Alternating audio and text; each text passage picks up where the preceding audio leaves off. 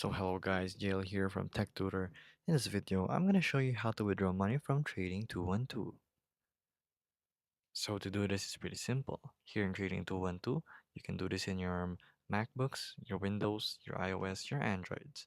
So all you have to do is go to your triple line setup right here. So in the top right corner of your screen, and then scroll down to manage funds. So you must have a verified account to do this. But here, I have another demonstration for you guys. So here, we have managing funds. So all you have to do is press withdraw funds. From there, you will have to enter your email and your password. And then here, you will have to select in the slider on how much you want to input to withdraw. So the available funds will be located right down below it and select your payment method. Then confirm your withdrawal and it will be sent with a receipt. And that's how you withdraw from Trading 212. It's just that simple. So if this video was helpful, please hit the like button and don't forget to subscribe.